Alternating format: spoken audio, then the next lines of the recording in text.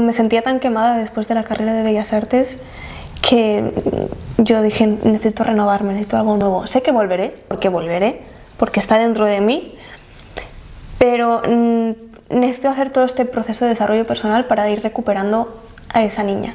Quiero que sea esa niña la que me diga, es el momento de volver a pintar, es el momento de volver a crear, es el momento de volver a dibujar. ¿Crees que existe una presión social en cuanto a si estudias la carrera de Bellas Artes tienes que dedicarte a las artes sí o sí? No, ¿No? Creo que no. Vale. Creo que no existe esa presión social para mí. De hecho, muchos artistas o muchas personas que han estudiado Bellas Artes no han seguido la carrera de La Bellas mayoría. Artes. Y hay también un amplio grupo de gente que no ha estudiado Bellas Artes que se dedica a las artes. ¿Ves diferencia entre mentalidad de esto sí, Muchísimo. Bueno, de hecho es mi propio caso, ¿no? El no haber estudiado Bellas Artes, pero sí haber desarrollado esa carrera. Tu mente no ha sido contaminada. He empezado desde ese lienzo en blanco y he ido construyendo desde mi propio ser. También tiene su complejidad, creo que todo tiene sus pros y tiene sus contras, ¿no? Porque cuando empecé en el mundo artístico tenía ese sentimiento o ese síndrome del impostor de es que no he estudiado Bellas Artes, no soy artista, ¿no? ¿A quién pretendo engañar? Pero en el momento en que empiezo a desarrollar toda esa mentalidad y entender qué es realmente el arte y qué es realmente lo que estoy transmitiendo yo con mi arte, es cuando empiezo a hacer todos esos clics y me olvido totalmente de haber o no haber estudiado Bellas Artes y empiezo a construir desde mi ser, desde mi pura esencia, que al final es lo que me gusta del arte, ¿no? El conectar contigo mismo. Claro, pues seguiste tu brújula interior. Total. Pero si te la pasas toda tu vida buscando que otros te indiquen el camino, pues claro, te desconectas de esa brújula. Es lo que me sucedió a mí. Que para mí reconectar con mi brújula interior fue escuchar ese instinto, ¿no? De, vale, quiero desarrollarme en el ámbito personal, espiritual. Y además quiero grabarlo en vídeo y quiero compartirlo. Eso para mí fue como mi brújula. A partir de ahí se me abren un montón de puertas para hacer muchísimas cosas. Muchísimas cosas que siempre he querido hacer.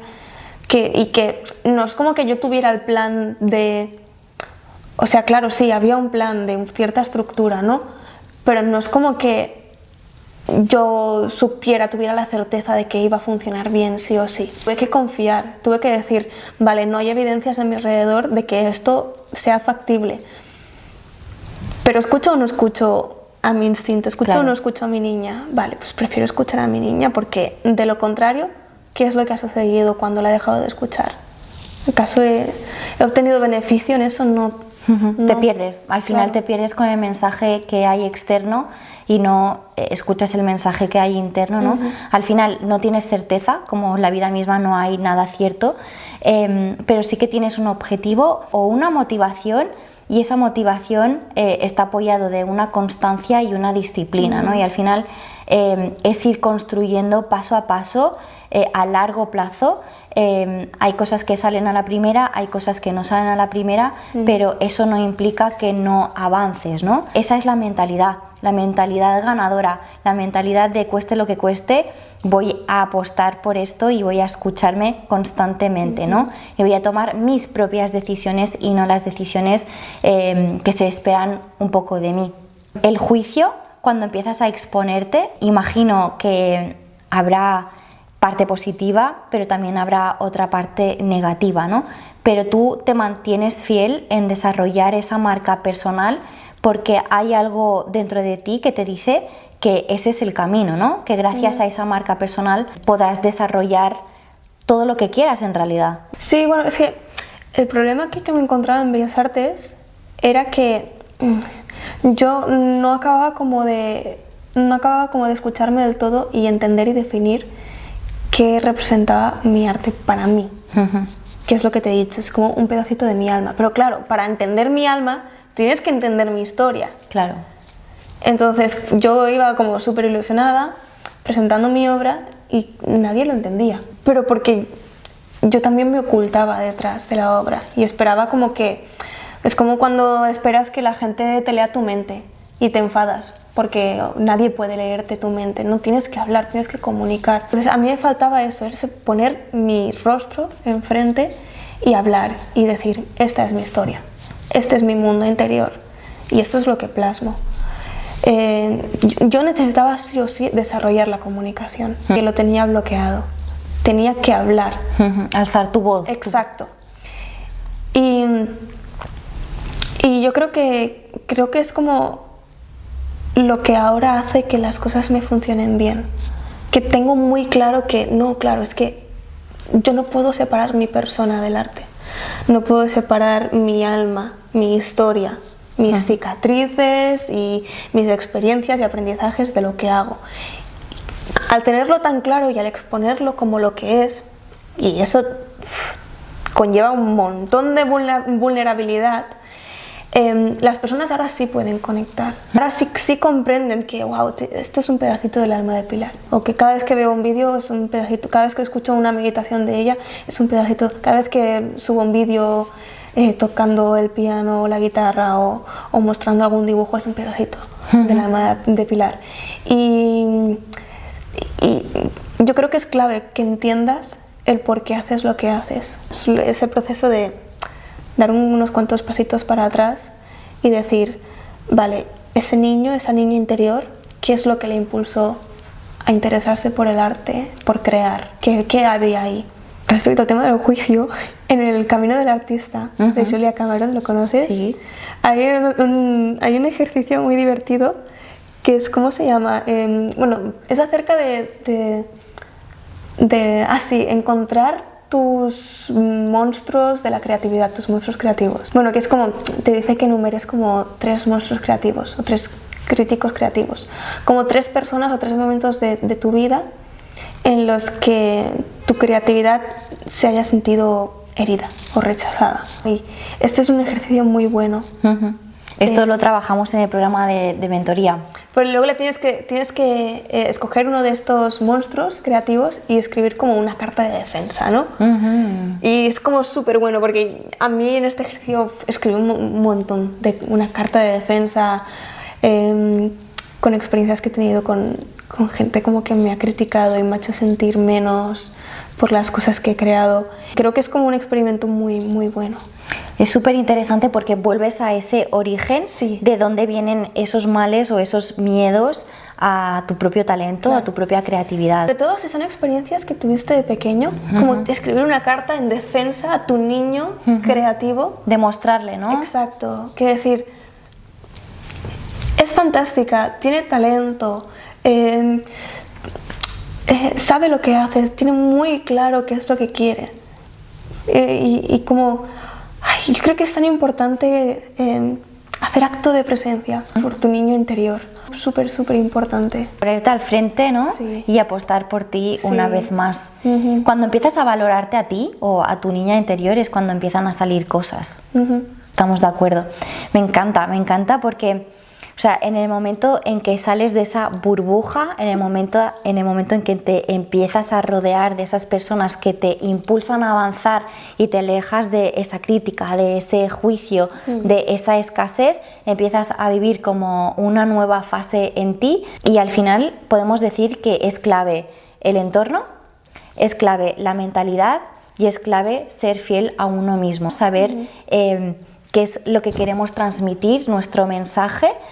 Y da igual después en qué forma, si es en pintura, si es en audio, si es en visual, si es en escrito bueno, y de hecho en ese momento en que empiezas a desarrollarte pues más en redes sociales y empiezas a construir un negocio digital es cuando más desarrollas esa creatividad.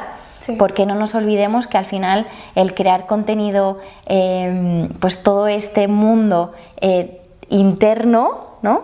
Es súper creativo. Empecé a estudiar un montón de cosas que se supone que debería haber estudiado en la carrera y que no estudié.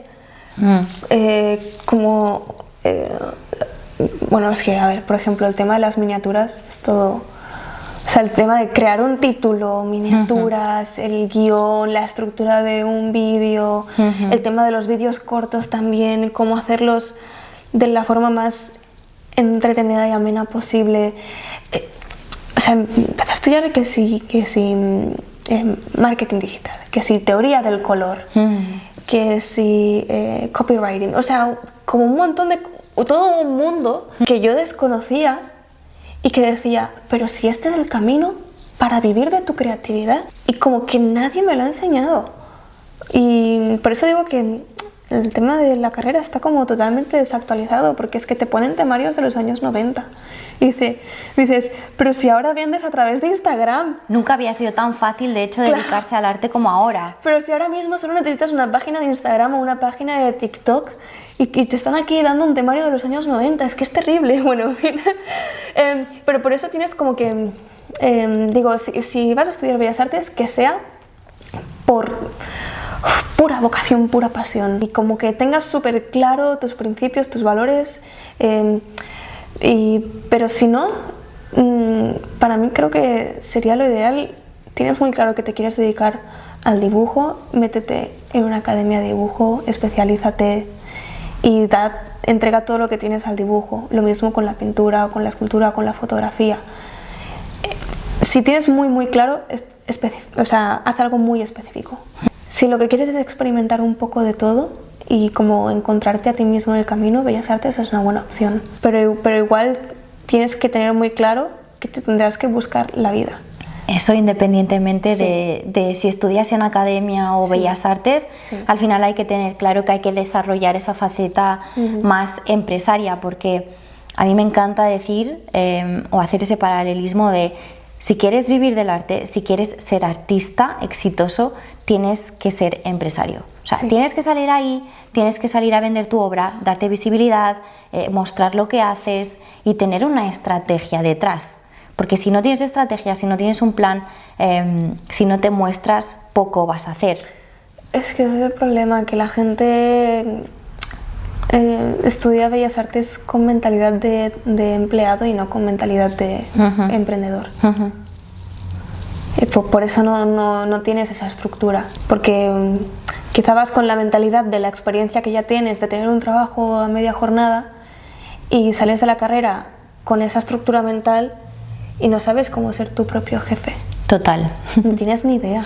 Sí, además pasa mucho, ¿no?, que los artistas tienen ese ego, o tenemos ese ego de pensar que nuestra obra se va a vender mágicamente por sí sola, por que como es buena, se va a vender. Sí.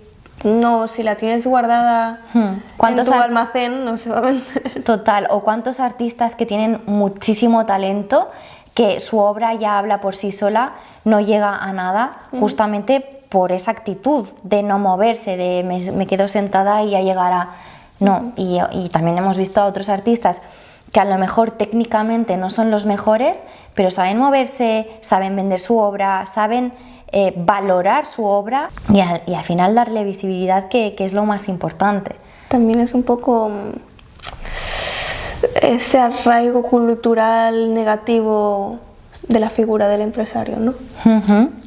También eso es un bloqueo muy fuerte.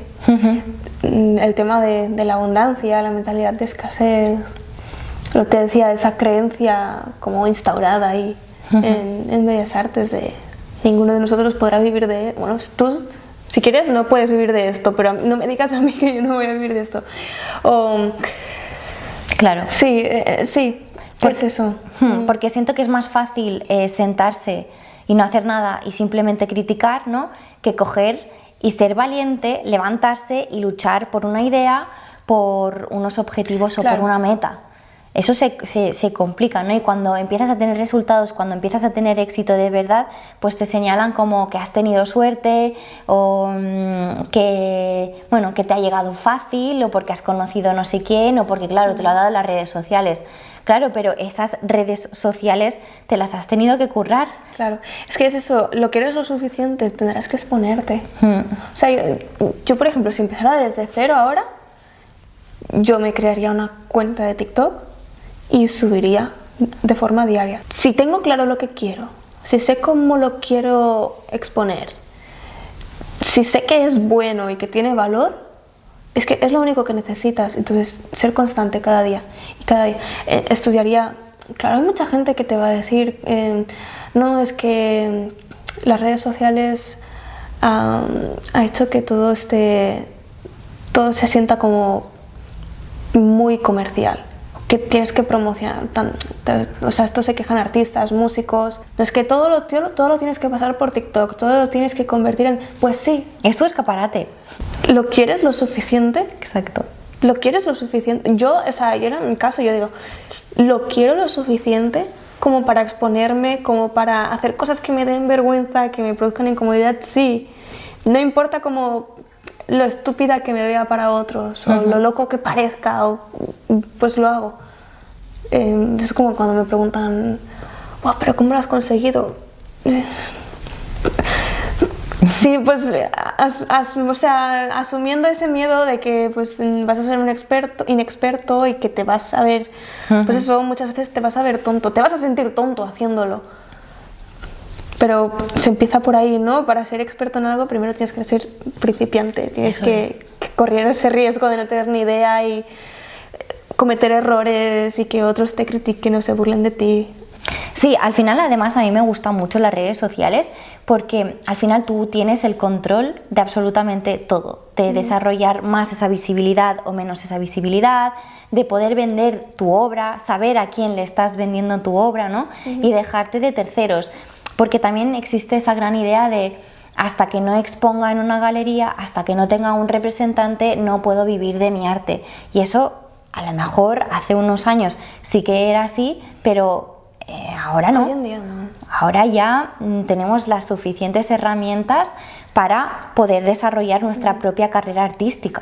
Y es fantástico, para todos los artistas, para todos los músicos, es fantástico, ya no necesitas intermediarios. Por eso que las compañías discográficas se están rompiendo la cabeza, las galerías de arte se están rompiendo la cabeza porque se están dando cuenta de que tienen que actualizarse porque de alguna manera a este ritmo van a desaparecer, porque de forma independiente puedes tener éxito. Totalmente. Yo de verdad, si eres artista y no estás viendo la grandísima oportunidad que tienes delante, no sé, esto es como un último aviso, por favor. Sí. De hecho, esto lo trabajamos mucho en el programa de mentoría. Desarrollamos toda esa faceta más de negocio, desde esa mentalidad, desde romper esas creencias, desde tener esa visión de marketing, de ventas, porque luego hablas con los artistas, ¿no? Y te dicen, no, es que yo no sé cómo darme visibilidad, no, es que yo no sé vender, y es literal verdad que los artistas a la hora de poner precio a sus obras es un problemón, o cuando van a decir el precio de su obra empiezan a temblar, ¿no? Bueno, pues todo esto se tiene que desarrollar y se tiene que salir ahí a exponerse una vez más y a vender, porque si no hay venta no hay negocio, y si no hay negocio no se puede vivir del arte, ¿no? Entonces, ser valiente y empezar a tomar acción, empezando con redes sociales. Pues, ¿tú cuál crees que es la mejor red social para empezar a darnos visibilidad como artistas? Como artistas ahora mismo, TikTok. Sería la número 1.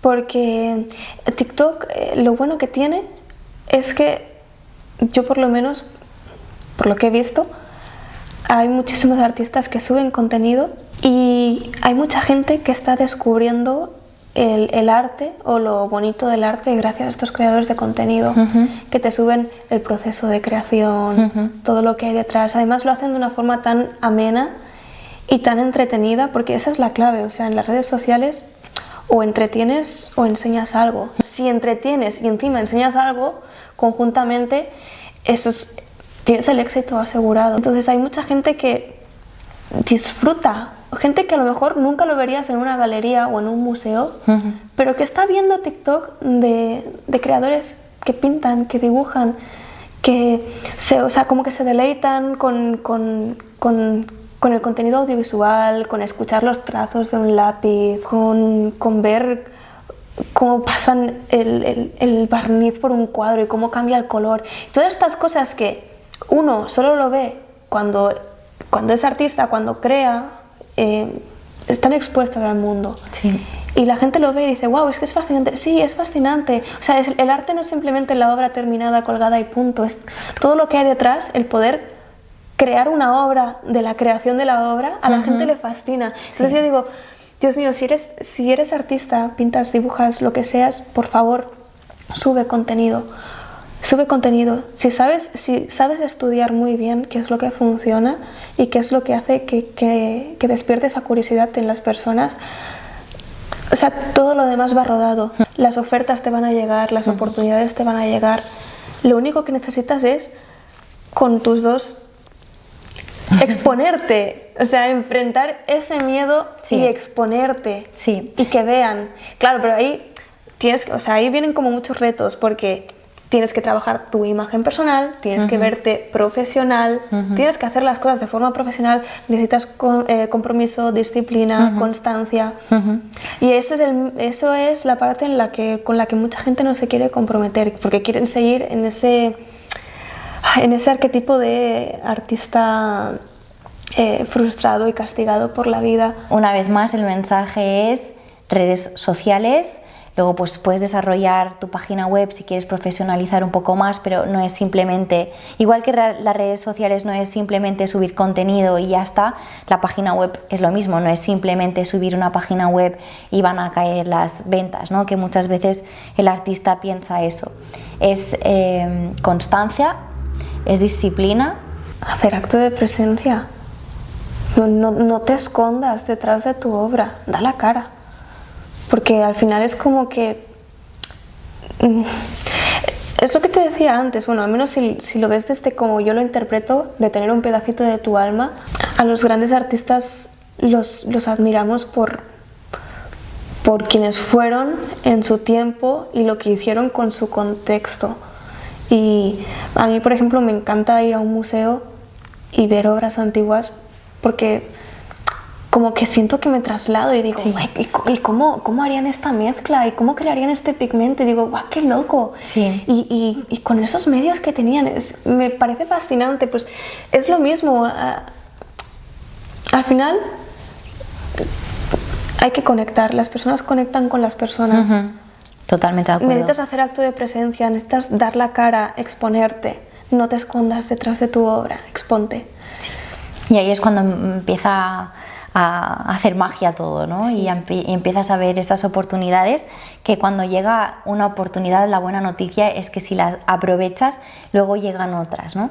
Recuerdo un momento en que salí a la calle, aquí, al lado, empiezo a caminar, tendría unos 14 o 15 años, y me encontré con unos chicos y pasé de lado y me dijeron, qué fea eres, te lo juro. Fue mega traumático ese momento, y yo creo que desde ese momento me creí eso que me dijeron y me acompañó durante un montón de años. Y luego, pues poco a poco, con esa introspección, con ese desarrollo personal y todo eso, empecé a verme de otra manera. ¿Sabes lo que me decían a mí en el colegio? Zanahoria. ¿Qué dices? Sí. Entonces yo cuando era pequeña digo, es que cuando sea grande me voy a tener el cabello de rubio, de negro. Qué fuerte. Pero lo tenía aquí metido.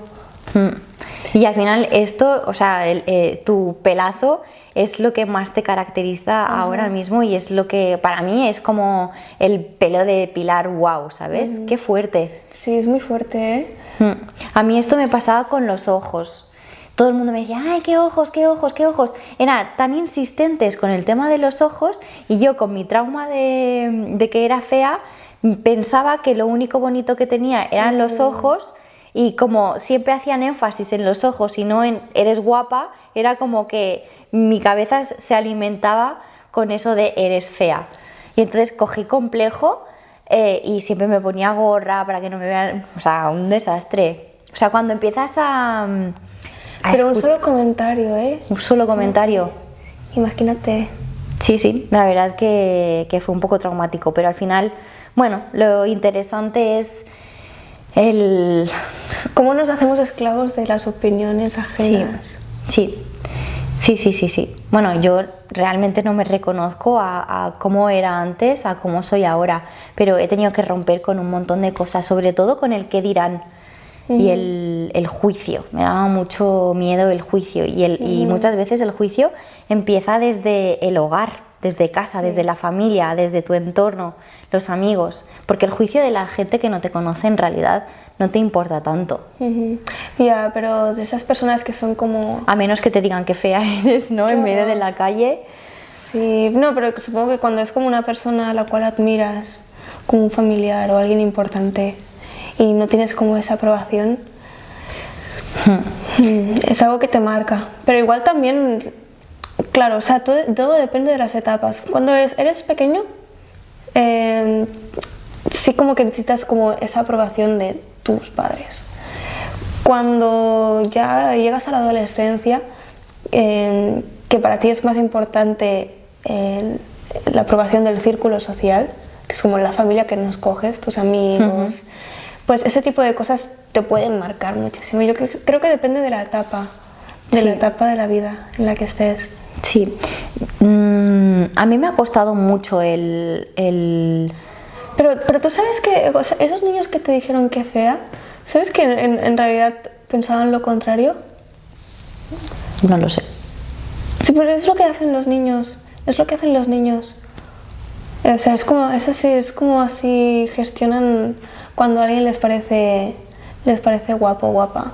Sí, pues si supieran el trauma que me hicieron pasar, pues creo que se hubieran pensado 2 veces Claro, ese pero como mensajito. eres pequeña, o sea, claro, ahora cuando estás mayor dices, a ver, objetivamente hablando, no soy fea. O sea, Claro, o sea, claramente lo dicen porque será como una forma como de gestionar la atracción que sienten hacia mí. Cuando eres mayor lo entiendes.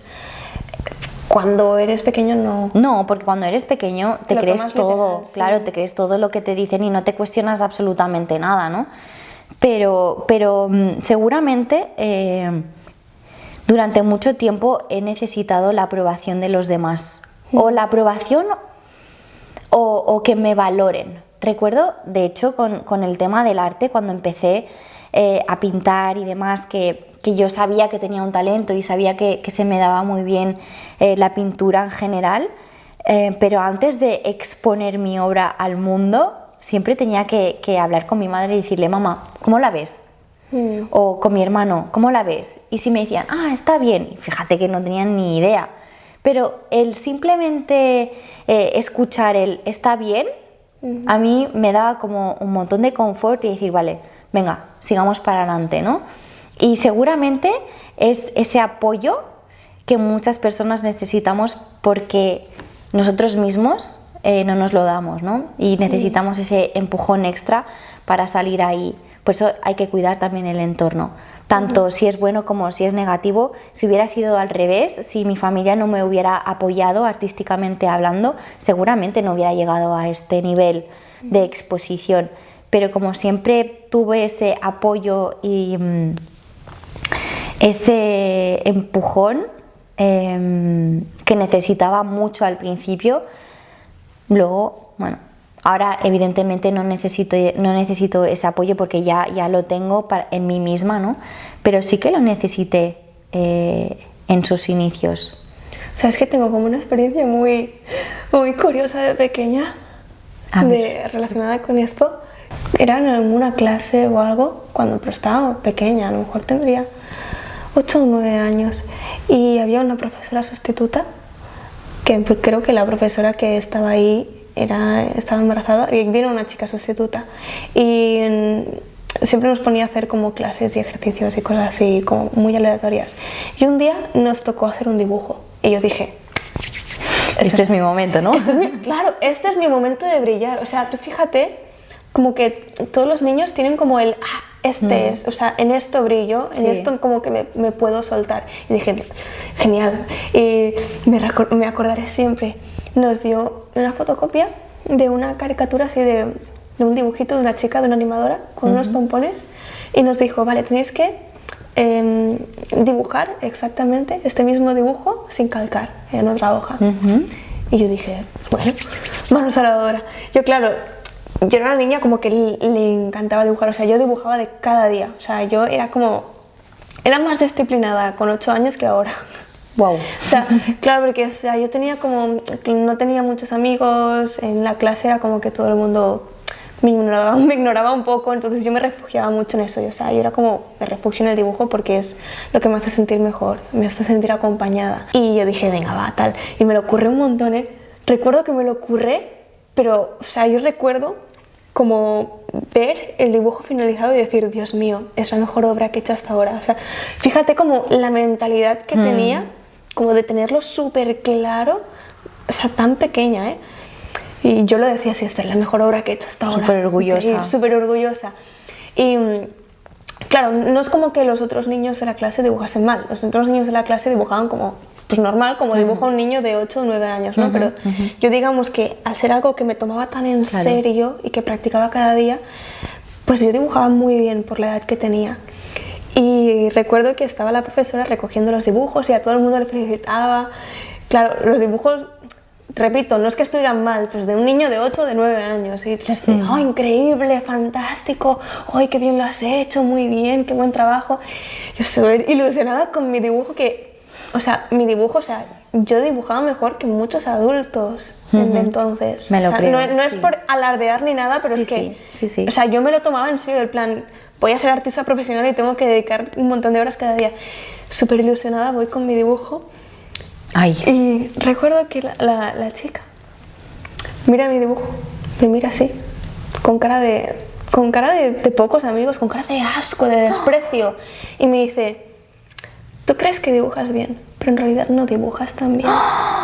Y se lo guarda y ya está, y sigue agarrando los dibujos de los, ¡ay, muy bien, qué bonito, muy bien lo has hecho! Y yo, claro, yo me quedé así. ¡Qué terrible! Me quedé helada de no entender nada. De decir, ¿Cómo? O sea, ¿lo he hecho mal? No entendía nada. Eso fue como algo como que me sacudió mucho mentalmente. Claro, cuando eres mayor fue como uno de los recuerdos que desenterré cuando empecé el camino del artista con los ejercicios y yo dije, ¡wow! Sí, ni siquiera me acordaba de esto, pero esto pasó y me marcó muchísimo. O sea, es curioso como premia al resto de niños. Sí, y al que destaca, al que brilla, le intenta como bajar. Se premia al que falla. O sea, no falla. Se premia a la masa, a lo normal. Al que destaca es como que se rebaja. Sí, o sea, no destaques demasiado, no brilles demasiado. Todo el mundo tiene que estar igual, en una misma línea recta, ¿no? Yo creo que es porque como se ha creado nuestra generación, a todo el mundo se le da una medalla por participar. Nadie es mejor que nadie. No, claro que sí. Claro que hay gente mejor que tú. En cada uno tiene su área de perfección, ¿no? En ese sentido. Claro que hay gente que es mejor en los deportes que tú. Claro que hay gente que es mejor en las matemáticas que tú. Y quizás siempre lo va a ser así. Claro que tú eres mejor en otros ámbitos. ¿Por qué está mal? ¿Por qué está mal que brilles en algo? Es curioso. Es como si tu brillo, como si tu talento fuera a lastimar al resto de personas. No, a molestar. Sí. Parece que moleste el brillo de los demás. Y de hecho, seguramente ahora te pasa con el hate. Seguro que tienes un montón de hate ¿no? Hablemos de este tema. Pues fíjate que desenterrar ese recuerdo en el camino del artista me hizo como darme cuenta de un montón de cosas. Sí. Me hizo como darme cuenta de que es verdad, porque desde ese evento, cuando yo tenía 8 o 9 años, me pasé el resto de mi vida rechazando cumplidos. Cuando alguien me decía, wow, qué talento tienes, wow, qué bien dibujas, qué creativa eres, yo decía, no hay para tanto. Wow. No exageres, no, nada, soy normal. Claro. Sí, lo hacía inconscientemente. Claro. Porque, o sea, como asocié el hecho de destacar o tener un talento especial con el no te lo reconozcas porque vas a molestar, porque no eres tan buena en el fondo. ¿Sabes? Como bájate, Pilar, no te lo creas tanto. O sea, esa crítica que recibí de esa profesora se volvió en una voz interna. Una voz crítica dentro de mi cabeza que reproducía constantemente y me pasaba con los demás también. Oye, si quieres que no te corrija o no te dé ningún consejo, dímelo, ¿vale? No lo voy a hacer. Como que me frenaba mucho cuando veía como que alguien podía mejorar en algo o le podía ayudar en algo, decía no vaya a ser como que se piensen que estás siendo desconsiderada o que te crees mejor que ellos. No es así, no. Y cuando desenterré este recuerdo dije, wow, de ahí viene como esta necesidad casi inconsciente de apagar mi propio brillo, de no querer brillar demasiado, no vaya a ser que moleste a otros. Wow, sí. Me parece súper interesante el cómo un mensaje tan pequeño se puede hacer tan grande cuando te lo crees. Y ese dibujo... ¿Lo tienes? Está en casa de mis padres. Wow. Y algún día... Habrá que verlo. Creo que está ahí, creo que está guardado. Algún día, te lo juro, iré ahí a remover un montón de cosas que me van a matar, me van a decir, ¿qué estás haciendo? ¿Qué desastre es este? Pero lo encontraré, porque cuando desenterré ese recuerdo, dije, Dios mío, creo que ese es el dibujo, creo que esa es la obra más importante que tengo. ¡Wow! Es que es muy fuerte. Y cuando lo recupere, si lo logro recuperar algún día, lo enmarcaré, o sea, lo guardaré como un tesoro. ¡Wow! Porque ese va a ser mi recordatorio de no permitas que nadie apague tu brillo. Total. Nadie. Si tú sabes que algo es bueno, es bueno. Deféndelo. Sí, exacto, fin. Ostras, qué experiencia más chocante. En realidad es una tontería, ¿no? O sea, en realidad es como algo... No es ninguna tontería. Pero para mi mente de niña fue como... O sea, que ahora lo pienso y digo... Wow, o sea, mira qué nivel de crueldad hay que tener siendo un adulto que se encarga que trabaja con niños para hacer algo así, ¿no? Pero digo, a saber cuál sería la herida de esa persona. Pero bueno, yo no tenía que pagar el pato, ni mucho menos.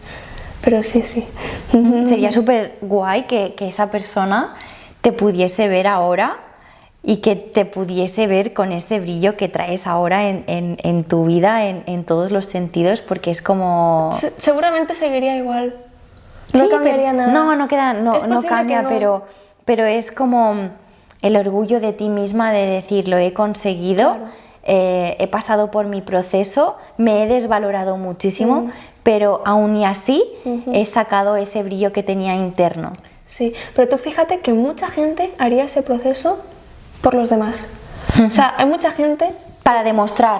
Sí. Que haría el proceso y diría, ay, si algún día me vuelvo a encontrar esa persona que una vez me criticó, que vea. No. Sí. Si te criticó, entonces te seguirá criticando ahora, lo más probable. Y te volverás a decepcionar porque seguirás dependiente de esa aprobación de una persona que quizá ni te importa, con la que ni compartes los mismos valores, ni te aporta nada. Porque ese es el problema, que muchas veces nos aferramos a la aprobación de los demás. Sí. De gente que no tiene ese sesgo de autoridad. Y creo que es muy importante para encarar una crítica de forma positiva, entender el sesgo de autoridad. Que es la persona que me está criticando, ha pasado por el mismo proceso que yo, ha realizado la misma tarea que yo, es un experto en ello, ha tenido éxito, no ha tenido éxito, lo ha probado alguna vez. Total. Porque claro, si me está criticando una persona que tiene más éxito que yo y que me prueba con hechos que tiene más experiencia que yo, pues lo más sabio que yo puedo hacer es callarme y escuchar. Y aprender. Y aprender. Pero si me está criticando una persona que ni lo ha intentado, ni mucho menos ha tenido éxito en ello, ¿qué credibilidad le voy a dar yo a eso? Totalmente. Mira, fíjate que el otro día me llegó un hate en redes sociales y era como, el mensaje era algo así como: estoy harto de todos estos gurús que queréis ayudar a los artistas, pero primero te tienes que ayudar a ti misma porque tú misma no sabes vender tu obra o algo así, ¿no? Y fue como en plan, vale, a ver, ¿quién es esta persona? ¿Quién eres? ¿Quién es esta persona? Porque este mensaje... Y entro a su perfil, ni tenía nombre real, ni tenía foto de perfil, ni tenía el perfil privado. O sea, era como, ¿qué credibilidad tienes tú para lanzar semejante juicio, ¿no? Y semejante afirmación? Mientras que ni sabes lo que estoy haciendo, ni formas parte de mi comunidad real, ni estás dentro de mi programa. O sea, literal, estaba lanzando unas afirmaciones sin sentido ninguno, ¿no? Entonces, claro, yo en este momento me he desarrollado tanto que ya no necesito la validación externa porque ya tengo mi validación propia, ¿no? Pero este mensaje, si me llega hace 10 años, como ya me llegó, ¿no? De otra manera, o si le llega a una persona que está empezando a exponerse y demás, puede hacer mucho daño. Entonces, ojo con esa escucha que hacemos de personas, ni tiene esa carrera que deseamos, ni ha llegado a esos objetivos que deseamos, ni nada de esto, ¿no? Es súper importante el saber seleccionar qué mensaje escuchar y qué mensaje no escuchar. Pero creo que es positivo que existan los haters. Creo que es muy positivo. Al final son tus fans más dedicados y más aférreos. ¡Wow! A ver, cuéntame esto. Digo que son como tus fans más dedicados porque son a los que más le importan. O sea, es curioso. Les importa en el sentido de que más les afecta. O sea, cuanto más te afecta algo, más necesidades tienes como de criticarlo, de dar tu opinión que nadie te ha pedido. Y de tomarte el tiempo, ¿no? Claro, de ver tu contenido. Al final es la gente con la que más resuenas. Está la gente con la que resuenas positivamente y está la gente con la que resuenas negativamente. Entonces, si yo resueno positivamente contigo, tú me estás haciendo un espejo, me estás espejeando mis características más positivas, más luminosas. ¿No? Aquello luminoso que veo en ti es aquello que está luminoso en mí. Por lo contrario, los aspectos más sombríos que una persona me refleja son las sombras que no me estoy permitiendo ver en mí, que por eso las veo en ti. Entonces, claro, esto es una herramienta de desarrollo personal, es súper fuerte si sabes usarla. Sí. Por ejemplo, en el camino del artista también está el mapa este de la envidia. Básicamente el mapa de la envidia es enumerar una serie de personas, la acción que te está a ti detonando esa envidia y qué es esa necesidad que te está reflejando, qué es esa necesidad no cubierta que te está reflejando esa envidia. Y como que alquimizarlo un poco y transformarlo en admiración y como un poco de esa brújula de que te está mostrando hacia dónde está la flecha de esa brújula, dónde está ese deseo que no te estás reconociendo y que por eso estás como criticando o envidiando o resintiendo de otras personas. Yo esto lo veo según el nivel de conciencia que tengas. Si tienes un nivel de conciencia bajo, vas a tirar por la envidia o por la crítica, y si tienes un nivel de conciencia alto, vas a pasar a esa admiración y de plantearte cómo puedo llegar a eso que tanto me está gustando de la otra persona. Entonces creo que esa es la gran diferencia según pues lo que te hayas trabajado, ¿no? Claro. Y es interesante poder ver esta diferencia. Pero quieras o no, este hater que te criticó resuena contigo. Le estás enseñando algo. Otra cosa es que decida cómo verlo o mirárselo. Bueno, sí. pero le está resonando, resonando. Al menos le haces un clic de querer perder ese momento o aprovechar ese momento o lo que sea para sentarse, pensar en lo que quiere escribirte, escribirlo, mandarlo y luego seguir la cadena de mensajes, porque no es un mensaje que se lanza y se para ahí, es que puede ser que detone a una conversación entre otros seguidores o entre mí, ¿no? Si entras dentro del juego o no. Claro, bueno, pues, entrar en eso ya no es tu responsabilidad. O sea, entrar puedes entrar, pero no es tu responsabilidad. Al final, como que tú estás mostrando algo, pero no puedes darle el permiso a esa persona. O sea, esa persona se tiene que dar el permiso a sí misma para crecer. Para aprender de lo que le estás enseñando o lo que está siendo un espejo, pero no es tu responsabilidad, ¿sabes? O sea, no, porque no se puede cambiar. Tu única responsabilidad es brillar, seguir brillando, seguir siendo seguir tu seguir camino, expandiéndote, y al final como indirectamente son como semillitas que vas dejando por el camino, ¿no? Sí. Y habrá personas pues que eso germinará y habrá otras que no, pero no es tu responsabilidad. O sea, creo que es como un proceso como muy natural, no te tienes que preocupar de nadie más, solo de ti. Y siempre y cuando brilles, habrá gente que lo verá. Pero sí, para mí los haters como son los fans más aférreos, más dedicados.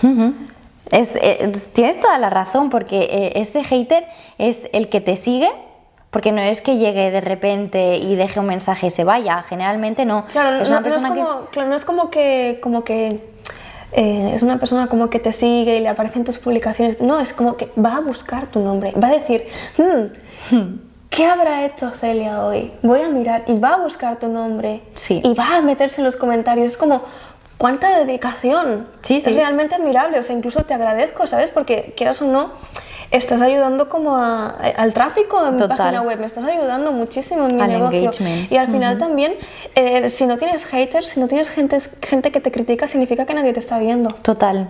De hecho, es una muy buena señal cuando te empiezan a criticar, es porque el mensaje está calando de alguna manera. Está siendo vista. Está siendo vista. Está siendo vista. Como la profesora, ¿no? Que criticó. O sea... Sí. Si yo no me hubiese esforzado, si yo no hubiese hecho un buen trabajo, nadie se habría dado cuenta. Entonces, si la gente te está criticando es porque te está viendo. Si no tienes nadie criticándote, es que no te ve ni tu abuela. Con perdón de la palabra. Sí. Es como que algo está pasando ahí. Tu miedo a ser visto te está frenando a la hora de crear, de exponerte. No sé por qué, quizá por ese miedo, ¿no? A escuchar cosas como que te vayan a detonar esas heridas del pasado, ¿no? Esos monstruos creativos, como dice Julia Cameron. Pero tienes que arriesgarte. Yo igual, cuando empecé a publicar vídeos y todo, había como un montón de gente que me criticaba. Mueves demasiado la ceja izquierda. O la derecha, no sé. Ven hasta los tics que tiene uno que tú ni siquiera lo sabías, ¿no? Sí, o como que hablas de tal manera, o haces esto, o te tocas demasiado el cabello, bla, bla, bla, bla. Pues tú ahí tienes que discernir de decir, vale, pues sí, todo el mundo me está diciendo que tengo un tic ahí que molesta un poco, voy a intentar calmarlo. Pero claro, si viene aquí una persona a decirme que... A destruirme, pues está guay. O sea, me encanta como que estés exteriorizando la autodestrucción que tú sientes contigo mismo. Está muy interesante, ojalá te vaya muy bien en tu proceso y logres sanarlo. Total. Ay, gracias por tu comentario y por ayudarme al tráfico. Total, al engagement de redes sociales que sí que a veces suma un montón. Pero también es verdad que creo que sí, que tienes total razón en ese sentido de cuando empiezas a mostrarte realmente cómo eres, impactando con tu mensaje, es cuando empiezas a recibir hate. Y cuando empiezas a recibir hate es que estás haciendo las cosas bien. Porque si no fuera importante lo que estás diciendo, nadie le dedicaría el tiempo a ese mensaje, ¿verdad? Y creo que ese miedo a la crítica, también, ese miedo a exponerte, también viene al menos en mi experiencia personal, el perfeccionismo.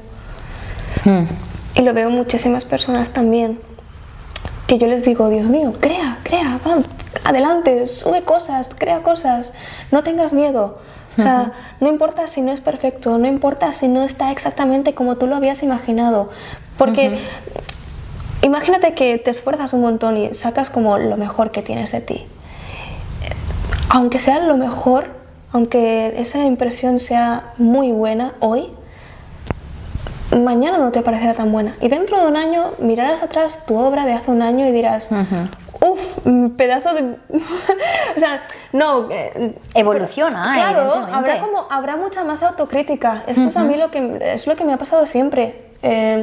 Por eso no tengo en cuenta, a veces me repito a mí misma, Pilar, estás sobrepensando.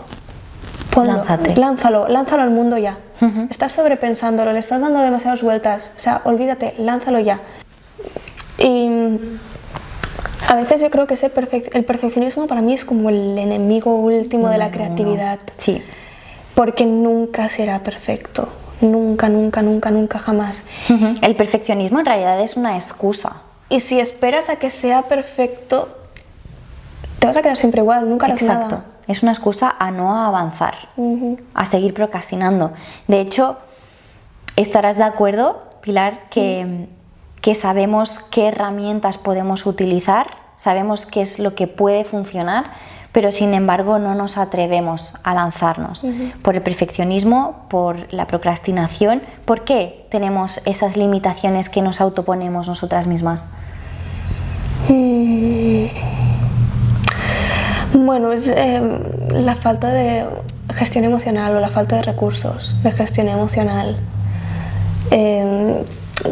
Como decíamos antes de las críticas, pues la incapacidad de sentarte, ¿no? Y hacer como tu pequeño mapa de la envidia.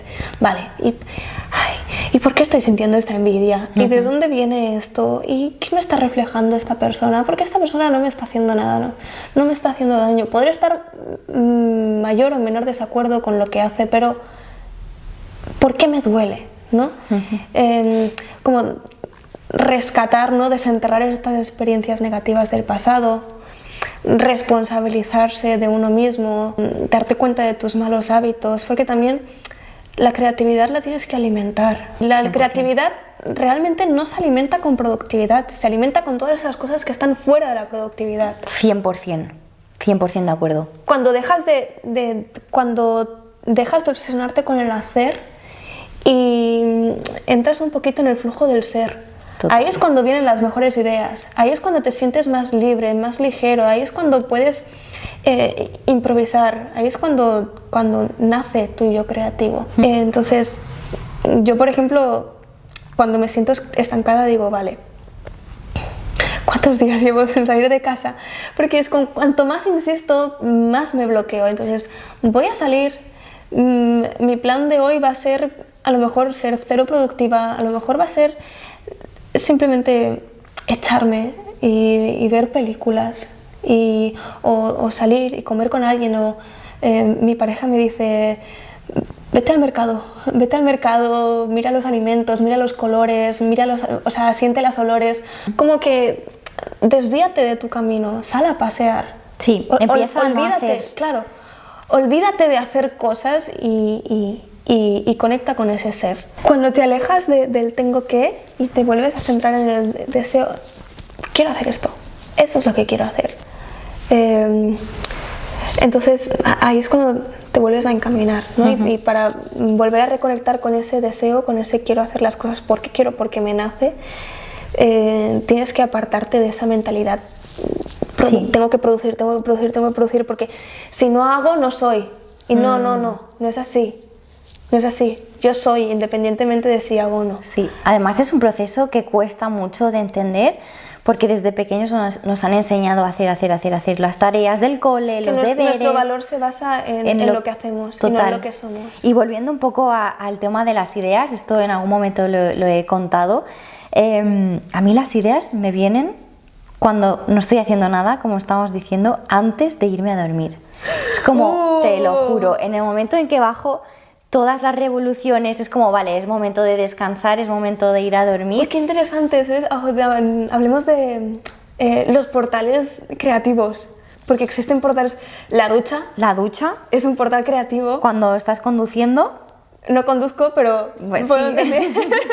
En el momento en que estás tú en la carretera, pum, pum, pum, pum, conduciendo y como que no hay distracciones más que esa carretera, es como que te empiezan a venir un montón de ideas. Cuando te echas a la cama estás listo para dormir y de golpe...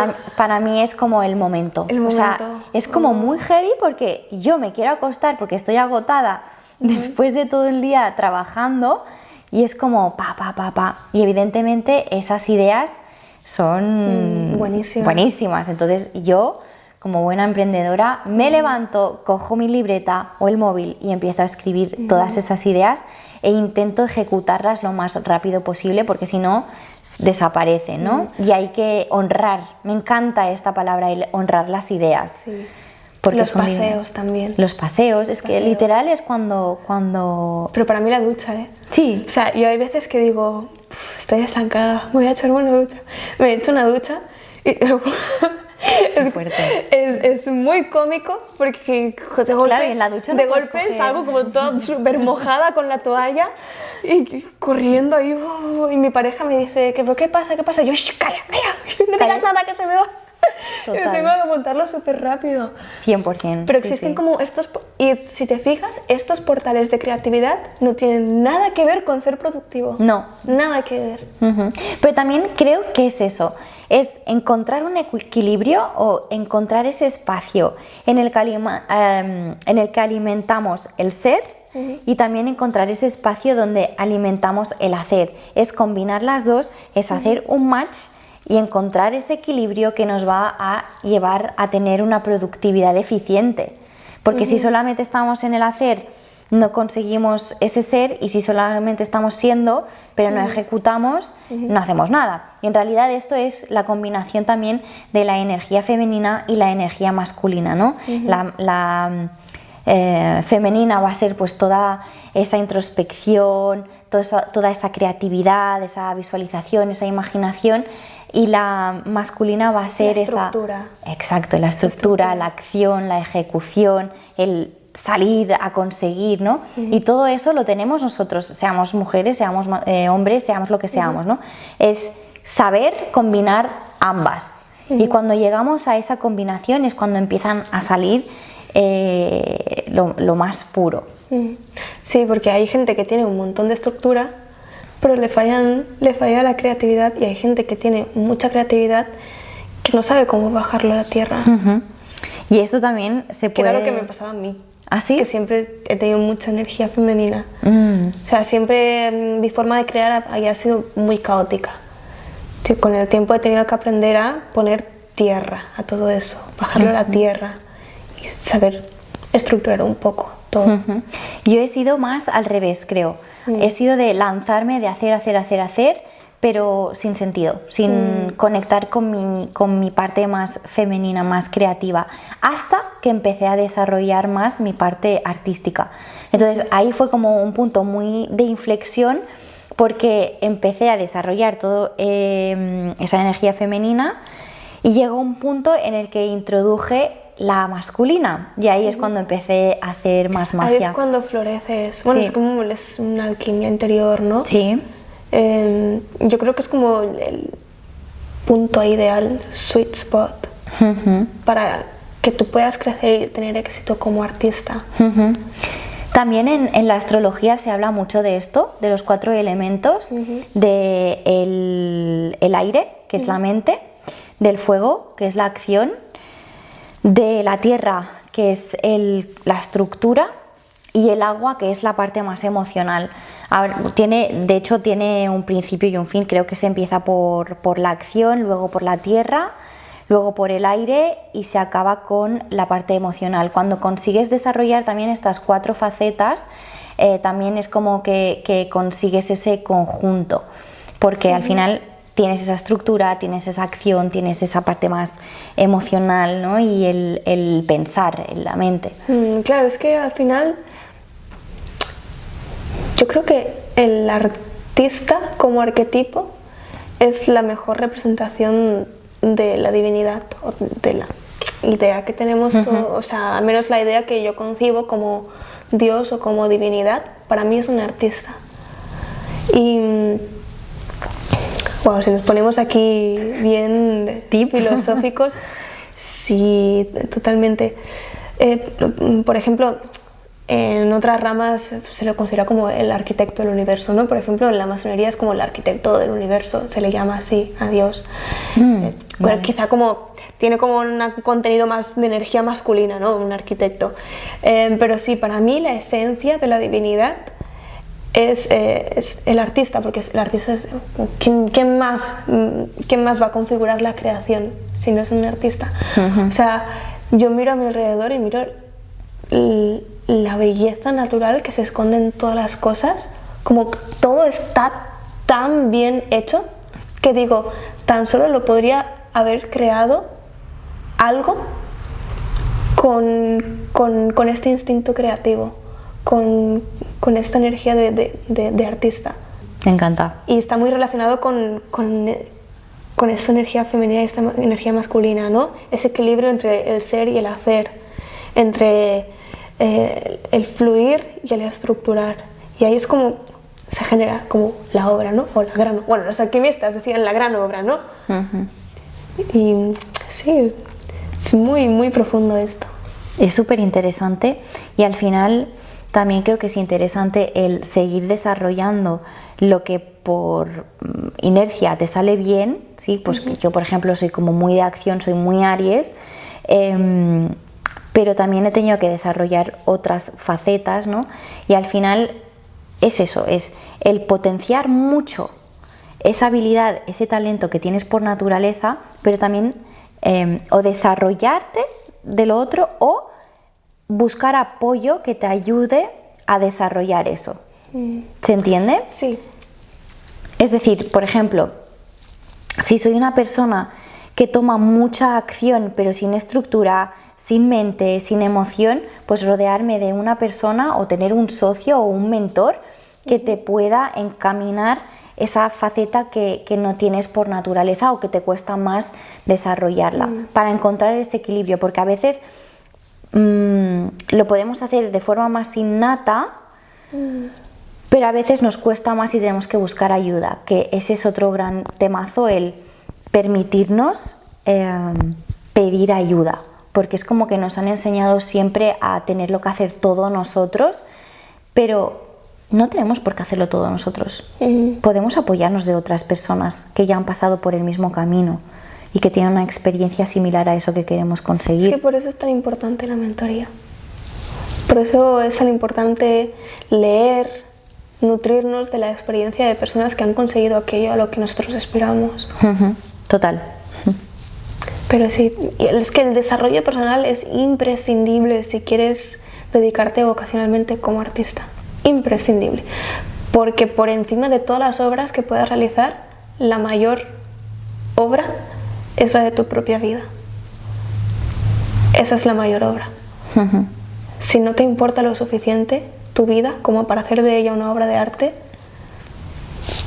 difícilmente te importará lo suficiente como para cumplir tu sueño. Es así.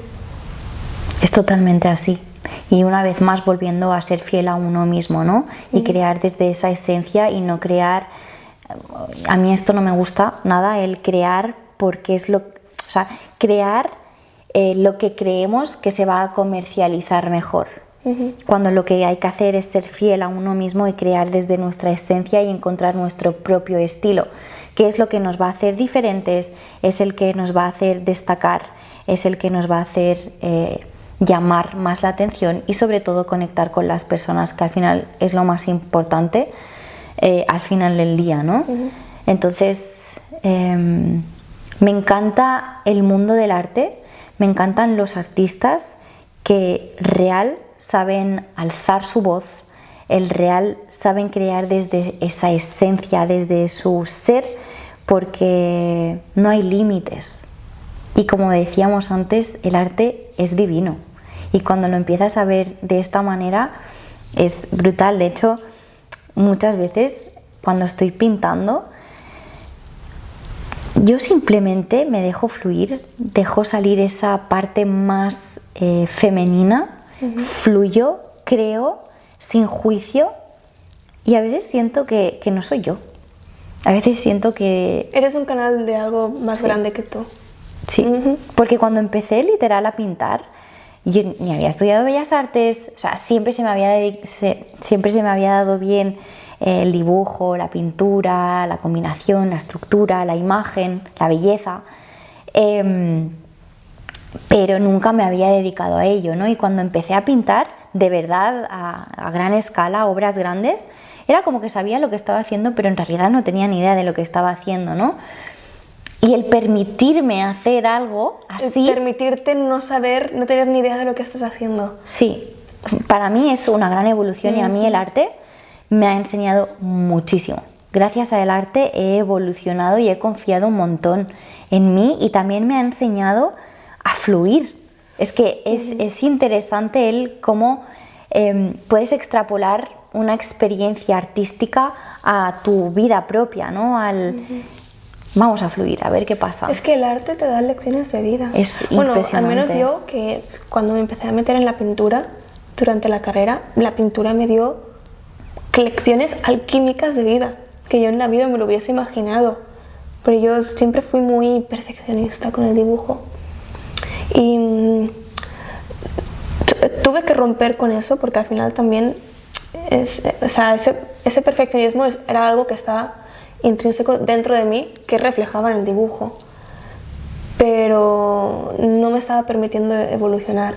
Es como, vale, sí, y el día en que lo hagas todo increíblemente perfecto, sin ningún fallo, ¿qué? ¿Luego qué? ¿Qué te queda para crecer? ¿Qué es lo siguiente? No tenía sentido. Era como encontrarme con no sé, un camino sin salida. Y cuando me metí en la pintura, me di cuenta de que menos es más. Y así como en la vida misma, menos es más. No porque hagas más, no porque te fijes más en los detalles, va a ser mejor el resultado. No poniéndote así frente a las cosas, vas a conseguir algo que tenga sentido. Por ejemplo, en mindfulness hay una analogía muy buena, que es la de la pintura.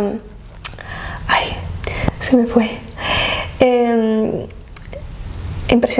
La pintura impresionista, perdón.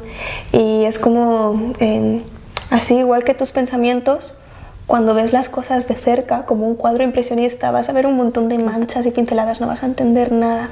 Pero cuando tomas distancia y ves las cosas con una perspectiva mucho más amplia, puedes ver la imagen completa de las cosas. Lo mismo sucede con nuestra mente. Cuando nos obsesionamos con algo, con un pequeño detalle, nos encarcelamos a nosotros mismos.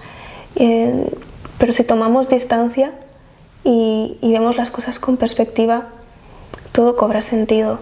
Y dije, wow, es que la pintura te da tantas metáforas de la vida. Claro, todos los colores, solo hará que se vuelva todo gris. Al final, es como la pintura es como la vida misma. Tienes que saber cuándo parar, cuándo es suficiente, cuándo tienes que pasar a lo siguiente, ¿no? Sí. Si empiezas a meterle color y ahora voy a meterle esto y lo otro, al final se acaba manchando la pintura. Pues con la vida es lo mismo. Tienes que saber cuándo algo es suficiente. Aunque no te parezca perfecto, aunque no te parezca completo, tienes que saber cuándo cerrar algo y empezar una cosa nueva. Y cuándo saber tomar distancia, cuándo ver las cosas con perspectiva. Y a mí la pintura me enseñó tantas cosas de la vida. Total.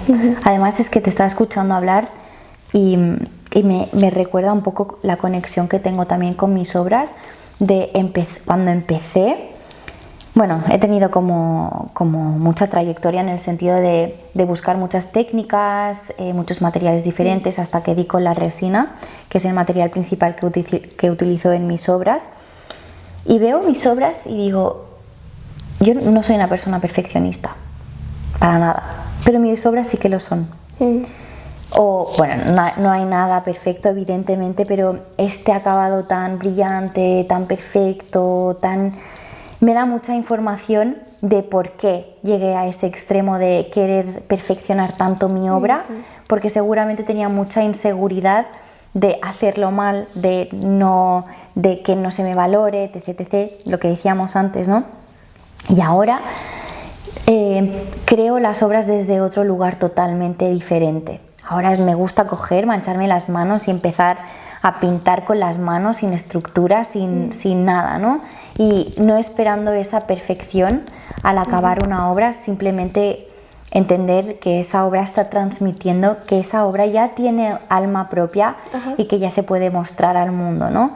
Pero desde esa visión externa, desde esa visión de juicio interno de uno mismo, ves lo que representa tu obra, por qué es de esa manera tu obra.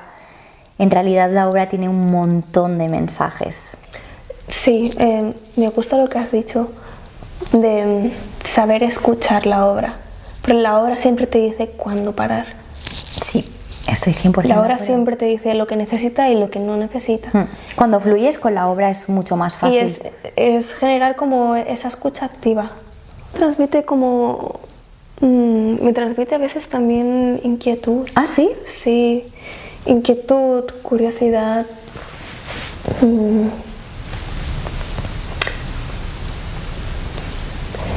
A veces me da la sensación de que quieres romper con algo, pero no sabría muy bien seguramente ha sido mi proceso artístico, romper con esa identidad mía de niña buena, de hacer las cosas bien, de no alzar la voz.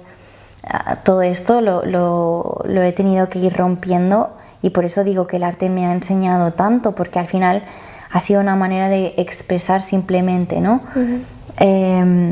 Para mí representan seguramente calma, porque es lo más puro de mí. Cada uno seguramente lo interpreta diferente, y de hecho lo que me gusta mucho del arte abstracto es esa conexión que se genera entre artista, obra de arte y espectador, y tiene mucho sentido en mi obra ese juego de reflejos, porque literalmente la obra refleja, ¿no? Físicamente, pero también refleja lo que hay interno en uno mismo.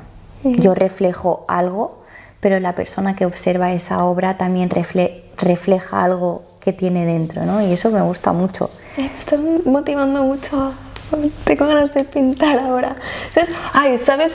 ¿Sabes que te estás rodeando de muy buenas compañías cuando te inspiran? ¿Sabes que la conversación acerca de arte es buena cuando sales de la conversación con ganas de crear algo? Y cuando la conversación se alarga, sí, y pasa el tiempo súper rápido y no te has dado cuenta de que llevamos 4 horas hablando, ¿no? Y parece que llevemos 10. Eso también es señal de estar a gusto, y a mí me ha pasado un montón de veces, y seguro que te ha pasado a ti también, ¿no? Yo a veces me considero un poco antisocial o muy introvertida, pero porque durante mucho tiempo no he estado a gusto como en según qué ambientes o entornos, porque acababa agotada o porque sentía que no aportaba nada o no me apetecía hablar o X, ¿no? Y ha habido otros círculos en los que me he querido quedar hasta las tantas, de hablar y hablar y hablar, de que se me pasa el tiempo volando, ¿no? Y ahí es cuando me di cuenta que en realidad no soy tan antisocial, sino que... Selectiva, o porque estaba en entornos equivocados que no me estaban aportando o llenándome de vitalidad en ese sentido, ¿no? Y esto es interesante también de hacer esa introspección, de saber dónde sí gastar más tiempo, sí invertir más tiempo o no invertir ese tiempo según qué círculos, ¿no? Y saber poner también límites. Y no porque siempre haya sido de toda la vida es que tenga que ser así para siempre. Creo que también es un tema interesante y es otro melonazo que podríamos abrir y desarrollar. Pero bueno. Es que he mudado la piel tantas veces que ya es innato, ¿no? En ti. Sí, bueno, y si la persona con la que estás también evoluciona contigo, genial, y si no, también, no pasa nada. No hay nada para siempre. Dejémonos con esa gran idea. Bueno, Pilar, me ha encantado tenerte aquí. Estoy segura que a todos los artistas, a los creativos que nos están escuchando, seguro que sacan un montón de ideas y de impulso para empezar a hacer las cosas diferentes. Te agradezco muchísimo que hayas aceptado mi invitación y nada, seguimos en contacto nosotras. Muchas gracias, me lo he pasado muy bien. Gracias. Hasta luego. Chao.